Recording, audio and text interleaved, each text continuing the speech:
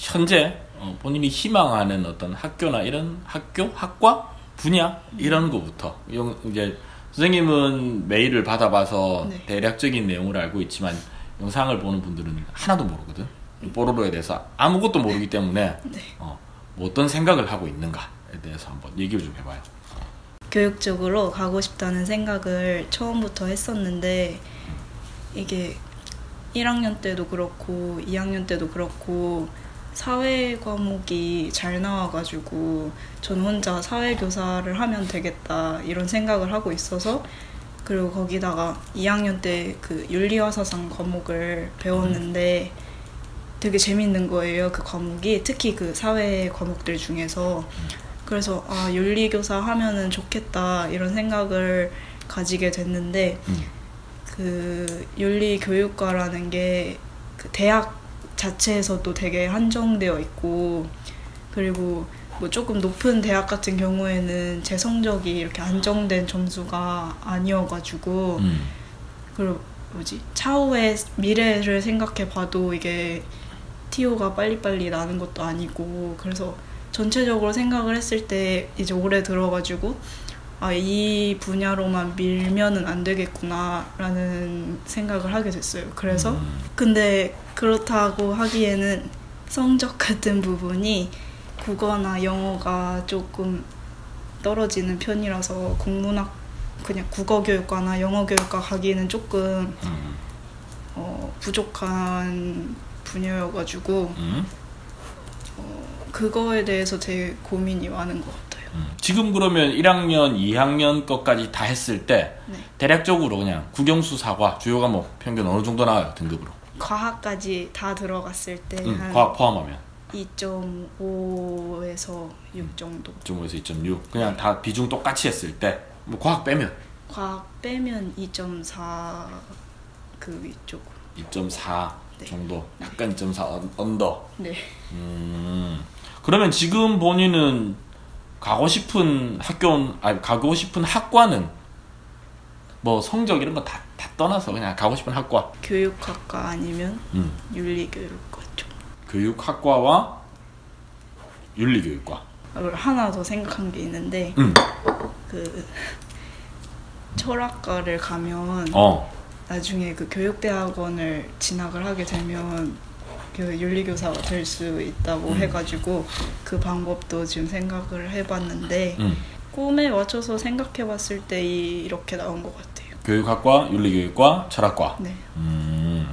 자, 그러면 이제 선생님 생각을 한번 얘기해 줄게요. 그 컨설팅을 몇 년째 하면서 제일 안타까운 경우가 뭐냐면 문과에서 최상위권과 상위권에 속하는 여학생들이 전부 교육 분야만 가고 싶어해요. 그러니까 성적이 정말 좋으면 1등급 때 초반 찍는다라고 하면 이 친구들은 교대 가고 싶어하고, 그게 안 되면 그 순서대로 이제 영어교육과, 국어교육과, 사회교육과, 그다음 윤리교육과 이런 식으로 쭉쭉쭉쭉 내려와요. 그런데 이런 게 있어요. 특히나 이제 교직을 꿈꾸고 있는 학생들의 생활기록부는 정말 완벽해요. 왜냐면 그 친구들은 자기 학교에서 엄청나게 생활을 잘하는 친구들이에요. 인정? 인정. 당연하지. 왜냐면 미래의 교사를 하고 싶다라고 생각을 하고 있는 친구들이기 때문에 본인들의 학교 생활을 잘할 수밖에 없어요. 그래서 이 친구들은 성적도 좋고 비교과도 훌륭하고 선생님들한테 평판도 되게 좋아요. 그래서 정말 스페셜리스트들인데 비극은 이 스페셜리스트들이 자기네들끼리만 경쟁을 해요. 교대, 만약에 웬만한 교대 갈 정도의 성적 교과와 비교과를 가지고 있는 친구가 교대를 포기하고 다른 데를 간다라고 하면, 일반 학과로 간다라고 하면 엄청 괜찮은 학교들을 갈 수가 있어요. 근데 교대를 간다라고 판단을 내렸기 때문에, 결정을 내렸기 때문에 끝까지 마음 졸이고 있는 거예요. 사범대 마찬가지예요. 이 친구가 사범대 말고 이 친구는 다른 것들 할 수 있는 게 되게 많은데 사범대를 간다라는 결정을 내려버리는 순간부터는 입시 끝날 때까지 마음 졸여야 돼요. 그만큼 그 학과, 그 교육 계열에 간 친구들끼리의 경쟁은 정말 상상을 초월해요. 그래서 저는 솔직히 교대나 사대를 가려고 하면 일단 말려요. 작년에도 사실은 그렇게 해서 교대하고 사대를 보냈거든요. 근데 끝까지 말렸어요. 대부분의 직업이나 이런 것들, 미래 앞으로 전망이나 이런 것들을 볼 때 사실은 예측이 불가능해요. 그렇죠? 가까운 예로 이런 게 있어요. 한 10년쯤 전만 했을 때 공대에서 엄청 괜찮게 잘 나가는 학과가 조선해양공학과가 엄청 잘 나갔어요. 현대중공업, 삼성중공업, 대우중공업 이런 데들이 전부 다 수주량 뭐 전 세계에서 거의 대부분 다 차지해버리고 엄청 좋았었거든요. 그런데 지금 어떤 줄 알아요? 지금 조선해양공학과는 각 대학의 조선해양공학과 썩 그렇게 인기 있는 학과 아니에요. 그래서 대부분의 학과들은 인기와 비인기의 부침이 있어요. 근데 이걸 알 수가 없어. 당연히. 그쵸? 당장 뭐 2, 3년 후에 미래가 어떻게 될지를 알 수가 없기 때문에 산업업계가 어떻게 변한다는 걸 우리가 알 수가 없기 때문에 어떤 학과가 전망이 있다, 어떤 학과가 전망 없다 이건 몰라요. 근데 모든 학과들 중에 딱 전망이 가능한 분야가 있어요. 바로 교육계열이에요. 어떻게 이걸 예측할 수 있을까요? 교육계열? 출산율이 나오잖아요. 출산율. 그렇죠? 자, 예를 들어서 8년 후 임용에서 8년 후 초등 임용에서 현재보다 선발 인원이 TO가 늘어날까 줄어들까는 8년 후 같으면 당장 올해 합계 출산율 보면 돼요. 네. 뉴스 봐서 알겠지만 지금 1 밑으로 떨어졌어요. 0점 몇 대예요. 또 2명이 결혼해가지고 1명도 채 안 낳는 시대가 된 거예요. 그러면 이 친구들이 학령 인구가 되는 8년 후가 되면 교사의 숫자는, 초등교사의 숫자는 필요할까요? 아니요. 근데 지금 기존에 초등교사 선생님들 계실 거 아니에요. 그러면 더 치열해지겠죠. 그쵸? 만약에 예를 들어서 지금부터 14년 후에 중학교 교사의 임용 상태 알려면 지금 현재 0점대잖아요. 학교 출산율. 그럼 14년 후에 중등교사는 거의 안 뽑는다는 거예요. 이게 딱 나와요. 명백히 어쩔 수가 없어요. 해결할 수 있는 방법은 딱 하나예요. 외국에서 우리나라로 유학 오는 초중 고등학생들이 엄청난 숫자가 들어온다라고 하면 TO가 어느 정도 안정적으로 확보가 될 거예요. 하지만 그게 아니고 거의 순전히 우리나라의 학계 출산율 바탕으로 해서 선생님 뽑는다라고 하면 굉장히 절망적이에요. 당장 3, 4년 전만 하더라도 서울 시내에 폐교하는 초등학교가 있다는 것 자체가 전국 뉴스에 나왔어요. 어떻게 서울같이 큰 도시에 폐교하는 초등학교가 나오지? 그런데 이제는 거의 해마다 초등학교가 폐교하는 학교가 나오고 있어요. 그러면 초등학교를 폐교한다라는 말은 초등학교 교사의 숫자가 그만큼 필요가 없다는 말이겠죠. 그런데 정말 비극은 예비 초등학교 교사를 키우고 있는 교대 합격자들은 정말 최상위권 아이들이에요.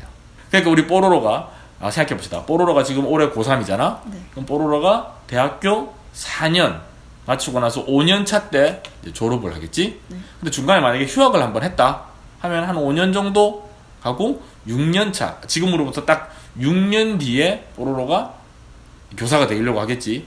그치? 그럼 만약에 중등 교사가 되려고 한다.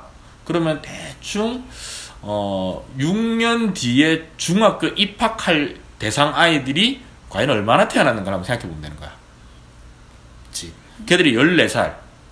그치? 14살. 앞으로 6년 뒤에 14살이다. 그럼 지금 현재 걔들은 8살이겠지. 그치? 그러면 지금 올해 초등학교 입학한 아이들이 과연 그 당시에 출산율이 얼마였는가를 보면은 교사가 많이 필요할 때 적게 필요할 때가 나오겠지. 그렇기 때문에 맹목적으로 선생님은 그래. 이 선생님이 되고 싶어하는 학생들의 마음은 잘 알겠어. 학교에 보면 그런 거지. 아주 순진한 친구들이야. 학교에 보면 계시는 선생님들이 그중에 마음에 드는 선생님도 있고 나쁜 선생님도 있고 좋은 선생님도 있고, 그렇지? 저 선생님 참 본받고 싶어, 존경해. 그래서 나도 저 선생님 같이 선생님이 되고 싶어. 이 마음을 가지고 교사를 하고 싶어하는 학생들이 거의 대부분인데, 사실상 냉정히 봤을 때 이 친구들이 교사를 쉽게 할 수가 있을까? TO가 나올까? 라는 현실적인 문제를 딱 보면, 와, 얘들 이렇게 열심히 공부해가지고 어떻게 하려고 그렇게 하지? 라는 생각이 선생님 드는 거야.